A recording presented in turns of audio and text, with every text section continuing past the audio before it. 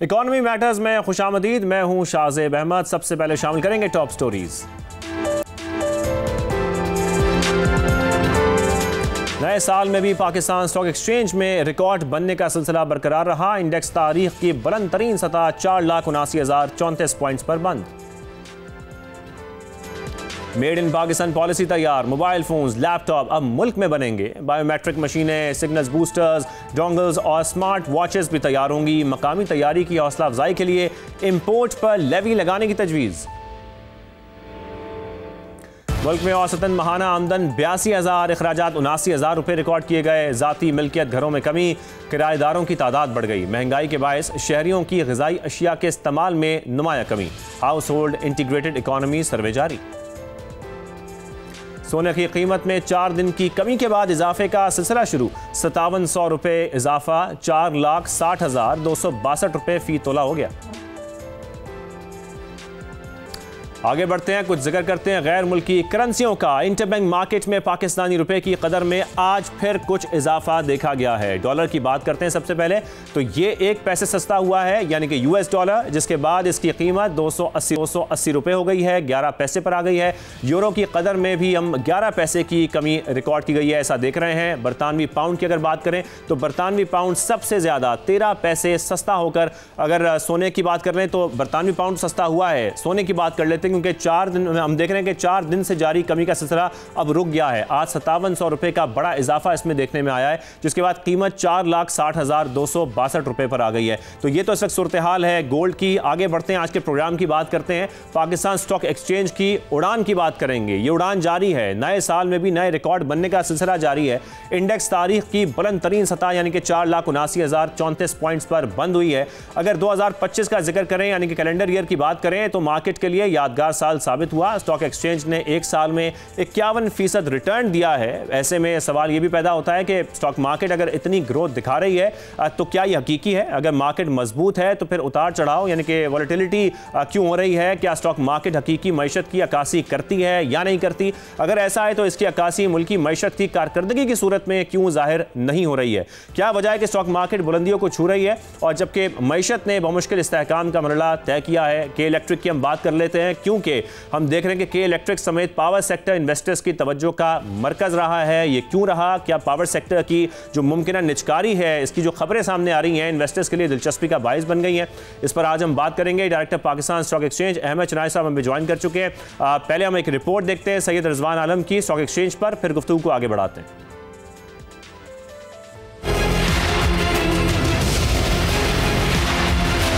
2025 stock market के लिए बेहतरीन साल साबित। डबल सेंचुरी की जानिब पेशरफ। 100 इंडेक्स में 51% का बड़ा इजाफा।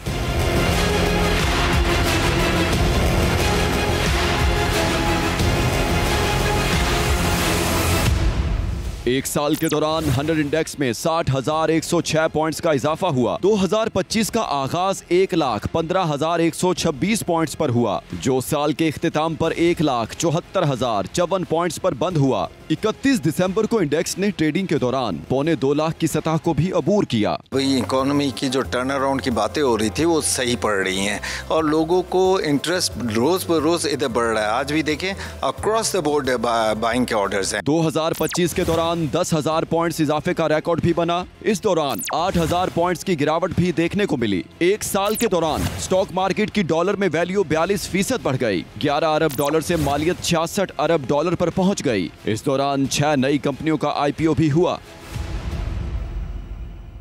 ये रिपोर्ट आपने देखी। हमारे साथ लाइन पर मौजूद हैं director Pakistan stock exchange Ahmed Chinoy साहब, उनसे बात करते हैं। अहमद साहब बहुत शुक्रिया हमें शो में ज्वाइन करने के लिए। अहमद साहब, जिस तरीके से हम देख रहे हैं और बात भी हो रही है कि जो मैक्रो इकोनॉमिक स्टेबिलिटी है वो तो हम मुल्क के अंदर देख रहे हैं, लेकिन साथ में हम स्टॉक एक्सचेंज को देखते हैं, मुसलसल रिकॉर्ड कायम हो रहे हैं। हमने पूरे 2025 में यानी कि कैलेंडर ईयर में देखा मुसलसल रिकॉर्ड कायम होते रहे।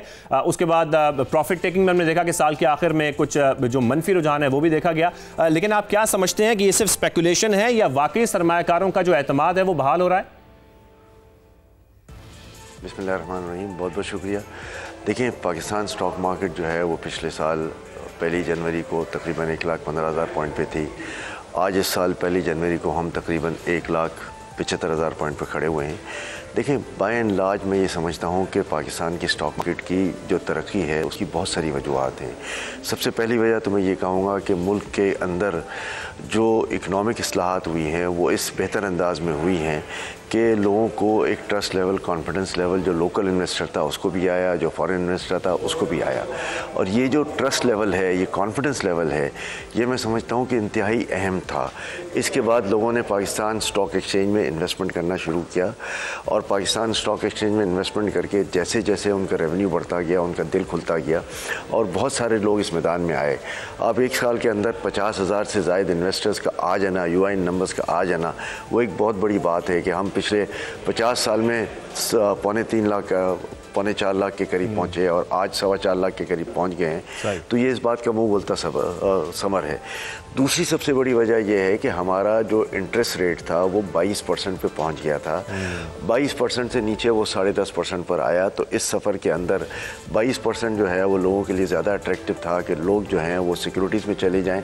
लेकिन जब ये 10-10.5% पे आता है तो लोगों को इस तरफ भी जो है वो इनका इंटरेस्ट चला गया और लोग स्टॉक मार्केट की तरफ आए कि यहाँ पर एवरेज डिविडेंड यील्ड जो है वो 7-8% है प्लस कैपिटल यील्ड, तो वो हर सूरत में उस 10.5% से बेहतर है। इसके बाद जो सबसे बड़ी बात मैं और समझता हूँ कि SIFC ने इंडस्ट्रियल कंसर्न्स के लिए चीज़ों को आसान करना शुरू किया। आज हमें कोई इशू है तो वन विंडो ऑपरेशन जो है वो SIFC के ज़रिए हल हो जाता है। तो लोगों ने वहाँ जाना शुरू किया और उनके मसाइल को जो है वो हल करना शुरू किया। फिर सबसे बड़ी वजह एक और भी मैं समझता हूँ कि पाकिस्तान का जो एक्सचेंज रेट है वो स्टेबल रहा इस पूरे अरसे के दरमियान, 1-आध रुपये प्लस माइनस, लेकिन मामला जो है वो उसी रेंज बाउंड में चलता रहा। और जब इस रेंज बाउंड में चलता रहा तो इसकी सबसे बड़ी वजह पाकिस्तान में फ़ॉरेन जो रेमिटेंसेस हैं और तो पूरा फॉरेन एक्सचेंज का आउटफ्लो है वो बेहतर हो गया। कहाँ हम $2-2.5 बिलियन के रिज़र्व्स पे खड़े थे, कहाँ हम 21-22 बिलियन के रिज़र्व पे चले गए, जिसमें 15-16 जो है वो स्टेट बैंक का रिज़र्व है, 5-6 जो है वो हमारे बैंकों का रिज़र्व है। तो ये एक बहुत मैं समझता हूँ इत्मीनान बख्श सूरत हाल है कि एटलीस्ट कम से कम 3-1 महीने का जो है वो फॉरेन एक्सचेंज इंपोर्ट रिज़र्व हमारे पास है। फिर हमारी रेमिटेंसेस जो हैं वो 38% के करीब जो हैं वो बढ़ी हैं। 38 से 40% का रेमिटेंसेस का बढ़ जाना, जो थोड़ी हमारी इंपोर्ट ज़्यादा हुई है उसको भी कवर किया है। तो स्टॉक एक्सचेंज के फिर जब हम पी रेशो पे आते हैं तो हमारा पी रेशो जो है वो 3-4 पर आ गया था, जो आज 5-6 की तक चला गया है। आज भी इंटरनेशनल पी रेशो जो है वो आप समझ लें कि 12-13 है। तो जब 12-13 की हम बात करते हैं और हम अपना 5-6 का या 7 का यहाँ पे रेंज बाउंड देखते हैं तो अभी भी लगता है कि मार्केट बहुत अट्रैक्टिव है और काफ़ी गुंजाइश मौजूद है।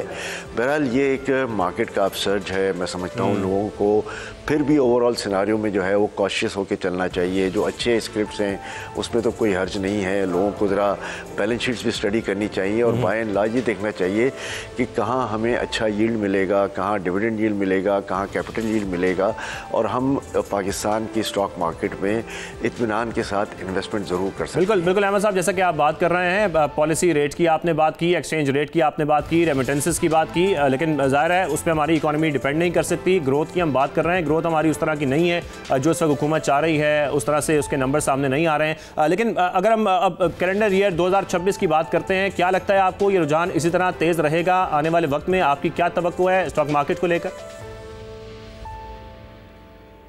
देखिए, मैं 2026 का साल पाकिस्तान का साल समझता हूँ। 2026 का साल जो है वो पाकिस्तान के लिए बहुत अहमियत का हामिल है कि इसमें न सिर्फ मैं समझता हूँ कि स्टॉक एक्सचेंज भी नई बुलंदियों की तरफ जाएगा, बल्कि साथ साथ मैं समझता हूँ कि पाकिस्तान की मईशत को एक बहुत बड़ा सपोर्ट मिलेगा। आज जो हम ये समझते हैं कि पाकिस्तान की मईशत जो है वो कहाँ जा रही है, तो मैं ये समझता हूँ कि पाकिस्तान की मईशत जो है वो तरक्की की नई बुनियादों, नई बुलंदियों की तरफ जा रही है। ये तरक्की की नई बुलंदियाँ जो हैं, ये जो 2-3 साल से इकनॉमिक इस्लाहात हो रही हैं, इन इस्लाहात के अंदर जो है वो एक बहुत बड़ा पॉजिटिव स्टेप आ रहा है और इस पॉजिटिव स्टेप का जो समर है वो हमें अब 2026 में मिलेगा। तो मैं बरमला ये कहता हूँ कि 2026 पाकिस्तान। लेकिन अहमद साहब, हम यहाँ पर यही समझना चाहते हैं कि स्टॉक मार्केट की तेज़ी जो हम देख रहे हैं, जो रिकॉर्ड पे रिकॉर्ड बन रहे हैं, ये वाकई रियल इकोनॉमी की अक्कासी करता है या ये सिर्फ कुछ सरमायाकार हैं जिनका इसमें फ़ायदा हो रहा है? फिर जब ये बात सामने आती है कि इन्वेस्टर्स की तादाद 4.25 लाख है, ये क्यों नहीं बढ़ रही है, इसका बढ़ना कितना ज़रूरी है, शायद यही फिर अक्कासी करेगा कि वाकई हमारी इकोनॉमी में बेहतरी आ रही है। देखिए, मैं इस पर सबसे पहले ये बात बताऊं कि ये बात बिल्कुल हकीकत है कि नंबर ऑफ़ इन्वेस्टर्स जो हैं वो सिर्फ 4.25 लाख हैं, और 4.25 लाख में भी मैं ये समझता हूं कि 50,000 वो हैं जो इसमें एक्टिवली कारोबार करते हैं, चाहे वो डेली बेसिस पे करें, चाहे हफ्ते में करें, चाहे महीने में करें, तो इसका इफेक्ट 50,000 लोगों पे डायरेक्टली बहुत ज़्यादा जाता है। अच्छा, अब रहा सवाल कि मुल्क की पॉपुलेशन तो 26, 27, 28 करोड़ की कही जाती है और 50,000 लोग सिर्फ इससे वाबस्ता हैं, तो स्टॉक एक्सचेंज के बढ़ने या ना बढ़ने से किसी की सेहत पे क्या असर पड़ता है।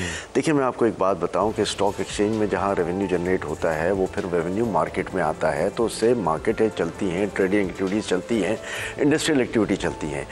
और दूसरी बात ये कि स्टॉक एक्सचेंज में मैं तो ये समझता हूँ कि असल कामयाबी वो होती है कि जहाँ लिस्टिंग होती है और जहाँ सरमाया उन लिस्टेड कंपनियों में आता है।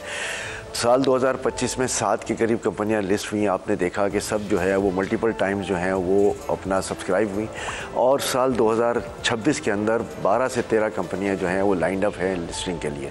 मैं ये समझता हूँ ज़ाती तौर पे कि जब ये कंपनियां लिस्टिंग पे आती हैं और हमें जो है वो इसमें सरमाया आता है और वो सरमाया कंपनियों में जाता है, तो इंडस्ट्रियल एक्टिविटीज़ जो हैं वो बढ़ती हैं। स्टॉक एक्सचेंज से आम आदमी को फ़ायदा जब ही होता है जब ये लिस्टिंग ज़्यादा आती हैं, और लिस्टिंग अगर ज़्यादा आ रही हैं तो इससे क्या मतलब है कि वो कैपिटल जो है उसका इन्फ्लक्स जो है वो कंपनी में आ रहा है, और कंपनी जो है वो इससे अपनी इंडस्ट्री की कैपेसिटी को बढ़ा रही है। जब इंडस्ट्री की कैपेसिटी बढ़ती है और वो फाइनेंस में अवेलेबल होता है तो ज़ाहिर है फिर एक रोज़गार के मौके फराहम होते हैं, मुल्क में ट्रेडिंग एक्टिविटी चलती है, और स्टॉक एक्सचेंज का सबसे बड़ा फ़ायदा आम आदमी को उसी वक्त होता है। मैं समझता हूँ कि बाय एंड लार्ज हमें पाकिस्तान स्टॉक एक्सचेंज में इस बात पर कॉन्सेंट्रेट ज़रूर करना चाहिए कि लिस्टिंग जो है वो ज़्यादा से ज़्यादा हो, और जब लिस्टिंग होगी तो हमें एक पैराडाइम शिफ्ट मिलेगा हमारी इंडस्ट्रियल ग्रोथ में, हमारी जीडीपी बढ़ेगी, हमारे पास मौके मैसर होंगे और लोग जो हैं वो खुशहाल होंगे, और पॉवर्टी एलिवेशन को जो है ऊपर करने में यहाँ पर हम देख रहे हैं कि के इलेक्ट्रिक की अगर हम बात करें तो बड़ी हाई वॉल्यूम ट्रेडिंग इसमें हुई है। फिर साथ में इससे पहले अगर हम देखें तो अभी रिसेंटली निचकारी का अमल मुकम्मल हुआ। पीआईए की अगर हम बात कर रहे हैं, बड़ा कामयाबी से मुकम्मल किया गया। पीआईए स्टॉक मार्केट में रजिस्टर्ड भी है। आगे मजीद कई इदारों की निचकारी की बात भी हो रही है, खासतौर पर पावर सेक्टर को लेके। आप क्या समझते हैं फिर स्टॉक मार्केट में इसका किस हद तक असर पड़ेगा? देखें, दिसंबर के आखिरी अशरे में पीआईए का प्राइवेटाइज होना इस मुल्क के अंदर सबसे बड़ा नेक शगुन है कि एक बड़ी ट्रांसपेरेंट जो है वो प्राइवेटाइजेशन हुई। लोगों ने इसमें पार्टिसिपेट किया, पाकिस्तान के जो बड़े बड़े इंडस्ट्रियल जाइंट्स हैं वो इसमें बैठे, और जो सबसे हाईएस्ट बिडर है वो उसको लेके चला गया। मैं ये समझता हूँ कि इसके बाद एक ट्रस्ट लेवल, कॉन्फिडेंस लेवल आ गया। आप ये यकीन करेंगे कि आज पीआईए की प्राइवेटाइजेशन के बाद हमें जो है वो मुख्तलिफ़ जगहों से फ़ोन आ रहे हैं, पूरी दुनिया से फ़ोन आ रहे हैं, जिसमें सऊदी इन्वेस्टर्स शामिल हैं, यूएई के इन्वेस्टर्स शामिल हैं, यूके के इन्वेस्टर्स शामिल हैं, यूरोप के इन्वेस्टर्स शामिल हैं, अमेरिका के इन्वेस्टर्स शामिल हैं, और इवन ऑस्ट्रेलिया के इन्वेस्टर्स शामिल हैं। ये सारे लोग जो हैं वही चाहते हैं कि पीआईए में उनको एक ड्यू शेयर मिले और हम इसमें पार्टिसिपेट कर लें किसी तरीके से। ज़ाहिर है अब वो एक प्राइवेटाइज हो गया है, लेकिन अब आगे एक रास्ता खुल गए हैं। लोगों को ये पता चल गया है कि पाकिस्तान में अच्छी इंडस्ट्रीज़ मौजूद हैं, अच्छे इन्वेस्टमेंट्स के मौके मौजूद हैं, और उसको लेके विन विन पोजीशन आएगी। तो आगे अब जो जेनकोस प्राइवेटाइज हो रहे हैं, दूसरी चीज़ें प्राइवेटाइज हो रही हैं जो प्राइवेटाइजेशन के कमीशन के लिस्ट पर हैं, मैं समझता हूँ कि बाय एंड लार्ज उसमें एक बहुत बड़ा फ़ायदा होगा कि इससे जो है वो प्राइवेटाइजेशन होने में मदद मिलेगी। हुकूमत का जो 700-800 अरब रुपए का सालाना लॉस था वो अब ख़त्म इंशाल्लाह हो जाएगा, और ये 700-800 अरब रुपए मुल्क की डेवलपमेंट में खर्च हो सकेंगे। लोगों पर टैक्स का बोझ कम पड़ेगा। आपने जो एक सवाल किया था कि टैक्सेशन में हम क्या चाहते हैं, इंटरेस्ट रेट में हम क्या चाहते हैं, पावर स्ट्रक्चर में हम क्या चाहते हैं, तो देखिए हम हमेशा इस बात के की हिमायत करते रहे हैं कि बिजली जो है वो पाकिस्तान में आज 11-12 सेंट की है, वो 5-6 सेंट की होनी चाहिए जो इंटरनेशनल स्टैंडर्ड है। हम चाहते हैं कि इंटरेस्ट रेट सिंगल डिजिट में हो, जो 5-6% हो, जो हमारे इन्फ्लेशन के बगैर हो। और सबसे बड़ी बात यह कि हम टैक्सेशन पे जोर देते हैं कि आज कॉर्पोरेट सेक्टर पे तकरीबन 50% से ज़्यादा टैक्स लग जाता है सब मिला के। उस टैक्स की शरह को कम किया जाए और हम ऐसी टैक्स शरह में आएँ कि जहाँ पर लोग आसानी से टैक्स देकर मुल्क की मईशत में अपना एक रोल अदा कर सकें। देखिए, अगर आधी इनकम आप मेरी लेके चले जाएंगे तो मेरे लिए अट्रैक्शन नहीं रहती। मेरे लिए अट्रैक्शन ये है कि हाँ, मैं दुबई की तरह 5-10% फुल एंड फाइनल सेटलमेंट में टैक्स दे दूँ, और फिर जो है वो मैं समझता हूँ कि मेरी भी विन विन पोजीशन हो, मुल्क की भी बिल्कुल अहमद साहब, जैसा कि आप और लोगों के लिए भी भला और फायदा हो। बिल्कुल जैसा कि आप कह रहे हैं कि टैक्सेशन को अगर देखा जाए तो कॉर्पोरेट सेक्टर के ऊपर टैक्स को कम करने की जरूरत है, फिर पॉलिसी रेट को सिंगल डिजिट में आना बहुत जरूरी है। अहमद साहब, बहुत शुक्रिया, आपने हमें इकोनॉमी मैटर्स में ज्वाइन किया, इस हवाले से गुफ्तगू करने के लिए। स्टॉक मार्केट हम देख रहे हैं कि मुसलसल रिकॉर्ड कायम कर रही है, लेकिन इसके साथ साथ इस्तेहकाम की जब बात हो रही है, मैक्रो इकोनॉमिक इस्तेहकाम आ रहा है, लेकिन साथ में स्टेबिलिटी से आगे बढ़ने के लिए, उड़ान भरने के लिए, पाकिस्तान को ग्रोथ की तरफ जाने के लिए अभी कई ऐसे इकदाम हैं जो उठाने की ज़रूरत है और फैसिलिटेट करने की ज़रूरत है हमारे एक्सपोर्टर्स को, हमारे इंडस्ट्रियलिस्ट को, ताकि जिस तरीके से हमारी ग्रोथ अभी शुरू हो रही है ये आगे बढ़े और पाकिस्तान एक मुस्तहकम मुल्क बन सके इकोनॉमी को लेकर। आज के लिए इतना ही, इजाज़त दीजिए, हाजिर होंगे मंडे को। अल्लाह हाफ़िज़।